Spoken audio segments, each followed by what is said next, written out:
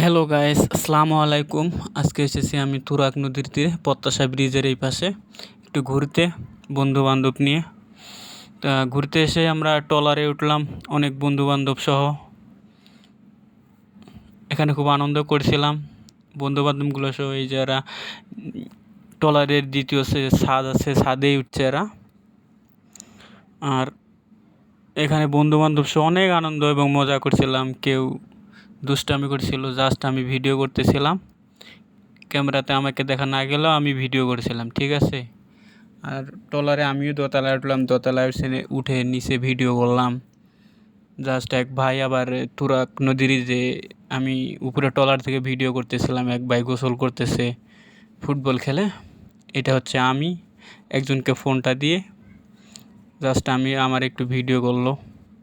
আমাদের ট্রলার এখনও ছাড়ে নাই। আমি ট্রলার থেকে দেখা যাচ্ছে যে হাতিরঝিলের দৃশ্যমান যে ব্রিজটা হচ্ছে প্রত্যাশা ব্রিজে, এটাই সেই ব্রিজ যে হাতিরঝিলের মতোই দৃশ্যমান হচ্ছে যে ব্রিজটা। ট্রলার একটু পরে ছাড়বে, আমি ভিডিও করতেছি আশেপাশে এবং দোতলায় উঠে নিচে যে মানুষগুলো আছে সেগুলোকে নিয়েই ভিডিও করতেছি।